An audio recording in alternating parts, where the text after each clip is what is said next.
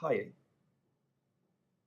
So now I'd like to give a quick signed summary of my research and to talk a little bit about what my thesis involves.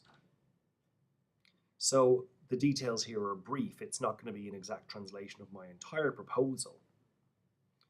It's just really a quick bit of info for your information so that you know the aims of my research. So about 2 weeks ago, I became a registered student for a research-based postgraduate. And the aim for myself is to bring it to PhD level, but I will see how it goes initially. However, the overall aim is for it to get to PhD level. So it's a thesis in history / deaf studies. And both of these disciplines are going to be involved in this one thesis. I'm going to be studying part-time to begin with. I'll see how things go. And then in about 9 months' time, I might possibly change to full-time studies. But for the moment, I'm studying part-time. I'm continuing to interpret part-time. That's my part-time job. And I do feel that being an interpreter keeps me closer to the deaf community. If I were to give up interpreting, I wouldn't have that same link. So for now, that's my plan, to stay interpreting and study part-time. And my studies will take place at Trinity College, Dublin. And I've picked Trinity College, I suppose, because it has a Deaf Studies Centre there. It has the CDS, the Centre for Deaf Studies. So I thought, a collaboration between the Department of History and the Department of, the Centre for Deaf Studies would be fantastic for me to be involved in. So that really suits me. When I was drawing up my proposal document, I made the decision to approach one person who might possibly be interested in supervising me. His name is Patrick Gagan. So I asked Mr. Gagan if he'd like to be involved as a supervisor, and he's agreed to that. And the other supervisor, John Bosco Conema, who many of you may know, I also approached him to see if he'd be interested, and he's given his permission for that. So they're both involved in supervising my thesis. So the School of History, will be represented by Dr. Gagan, and then John Bosco Conema will represent the Centre for Deaf Studies. So I suppose I have the two perspectives involved then in terms of supervision, deaf studies and history, which will really assist me going forward. The topic I'm going to focus on for the research is going to be deaf people's experiences in Irish institutions.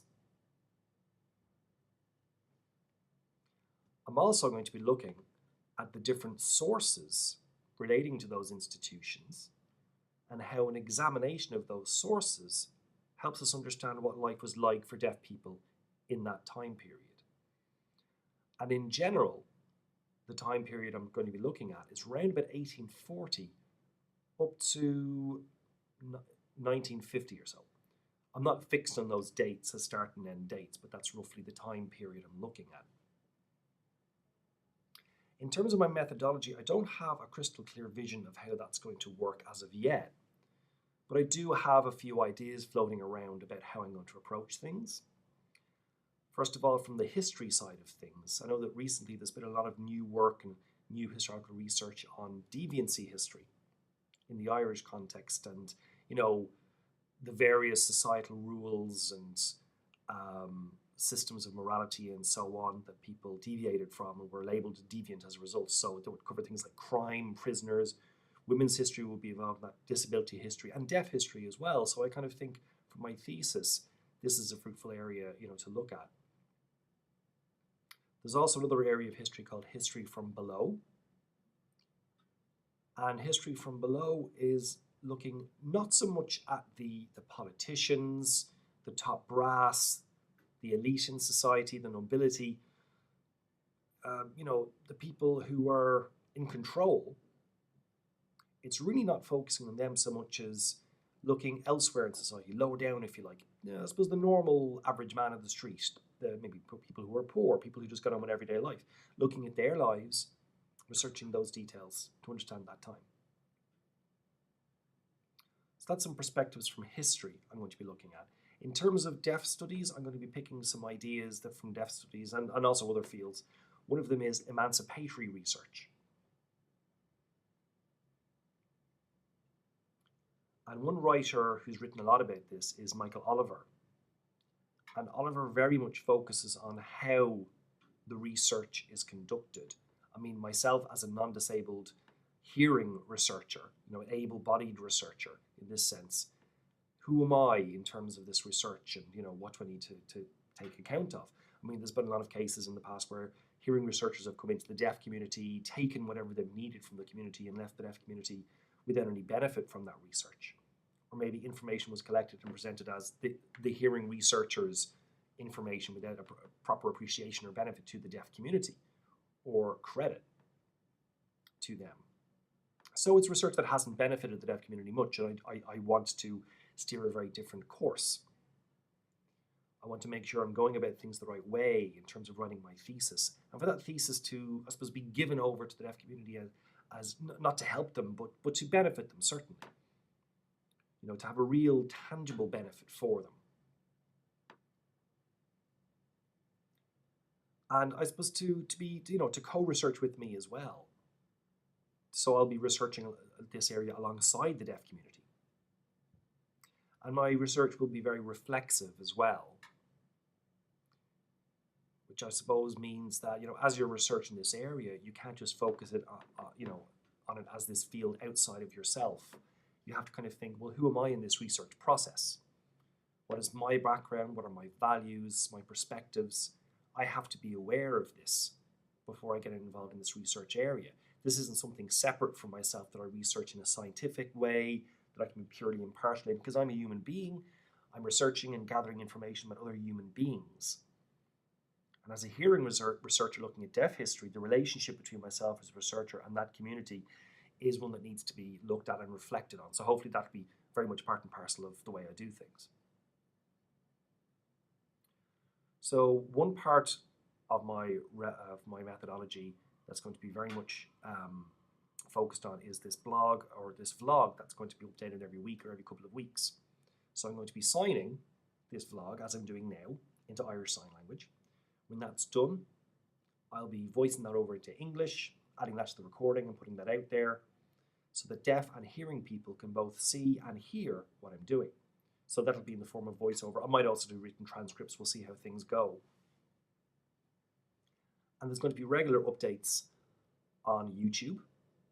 So the videos with my signing on them. There's going to be a Facebook update as well. There's a new page I've recently set up called Deaf People in Irish Institutions, 1840 to 1950.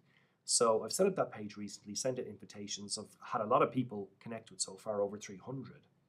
So there'll be video updates and text updates there. And there's also going to be a blogger site. That's a separate website, just for blogs. But I mean, the same information will be going out on those 3 channels. Now, sorry about this. My little auto cue thing has gone here.